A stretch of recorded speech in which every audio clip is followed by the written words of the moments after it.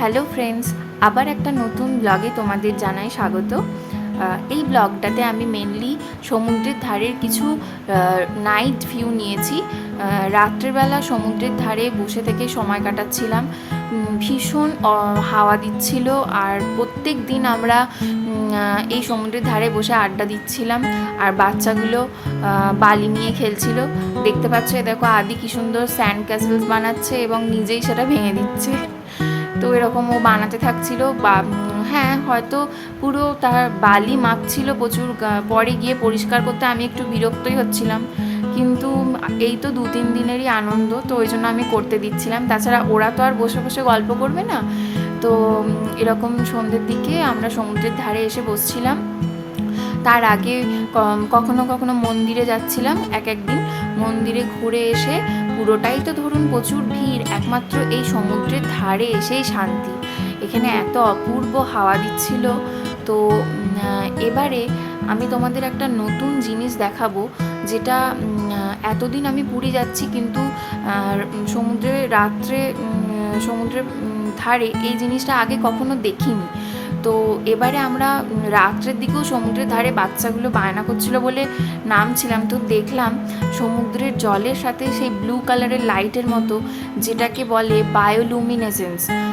ওটা একটা সামুদ্রিক জীবের যারা মানে রাসায়নিক বিক্রিয়ার মাধ্যমে লাইট উৎপন্ন করে। তো ব্লু কালারের লাইট, যেমন জোনাকি পোকা একটা লাইট তৈরি করে তার শরীর থেকে, একটা রাসায়নিক বিক্রিয়ার মাধ্যমে, ওটাকে বায়োলুমিনেসেন্স বলে। তো ওই জিনিসটা আমি গুগল করেই দেখেছিলাম আগে। তো মানে বিদেশের সমুদ্রের ধারে বা হ্যাঁ কিছু কিছু, যেমন আমি দেখেছিলাম ওই মলদ্বীপস, ওই সমস্ত সাইটের সমুদ্রের ধারে রাত্রেবেলা এই জিনিসটা প্রচুর দেখা যায়।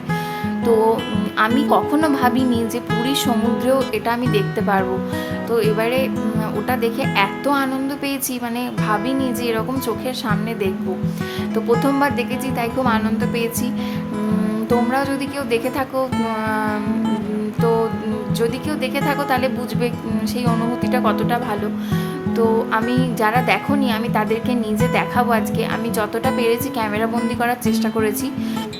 তো ওই ক্লিপসটা এর পরের ভিডিওতেই দেখতে পারবে। এ দেখো সমুদ্রের জলের সাথে ব্লু কালারের লাইটের মতো আসছে, দেখছো কি দারুণ জিনিস। ইভেন আদি এগুলো হাত দিয়েও দেখছিল। এগুলোতে স্কিন ডিজিজ হতে পারে, পরে আমি দেখলাম হাত না দেওয়াই উচিত, কিন্তু আমি হাত দিয়ে দেখছিলাম, আমাদের কিছু অসুবিধা হয়নি। এগুলো অ্যাকচুয়ালি জেলিফিশ বা বিভিন্ন ধরনের সামুদ্রিক জীবের গা থেকেই এগুলো হয়। তো জলের সাথে এরকম ভেসে আসছিল ছোট্ট ছোট্ট বালিকণার মতো। মানে খুব নজর দিয়ে দেখলে তবেই তুমি এটা দেখতে পাবে, কারণ পুরী সমুদ্রে খুব অল্প অল্পই এটা আসে, কিন্তু মলদ্বীপস বা ওই সমস্ত সাইডের যে সমুদ্রগুলো আছে, তো ওখানে কিন্তু ওগুলো প্রচুর পরিমাণে দেখা যায় শুনেছি। তো দেখো এবার এটা প্রথমবার দেখতে পেলাম, এত অপূর্ব লাগছিল দেখে, আমি এত আনন্দ পেয়েছি যে কি বলবো। এরা ওইগুলো দেখে এত আনন্দ পেয়েছে। আদি তো মানে ব্লু কালার লাইট করছে, আর যতটা পাচ্ছি রাত্রের দিকেও সমুদ্রে নেমে যাচ্ছে এরা, মানে এতটাই সাহস বেড়ে গেছে এদের, সামলানো চাপ হয়ে যাচ্ছিল। তো দেখতে থাকো। আর তার পরের দিন ভোরবেলা 4টের সময়তেই আমরা আবার শতাব্দী এক্সপ্রেসে ফিরেছি। তো দেখতে থাকো, আশা করি ব্লগটা ভালো লাগবে। এটা হলো আমাদের পুরী বেড়ানোর শেষের দিন।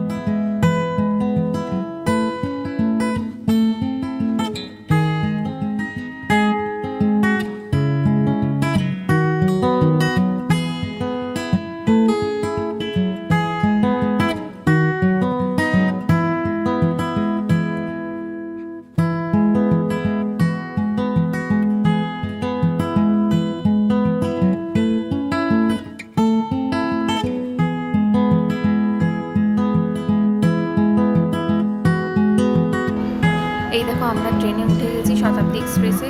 তো আমাদের ট্রেনের টাইম ছিল 5:45, তো 5টায় আমাদের গাড়ি এসেছিলো হোটেল থেকে।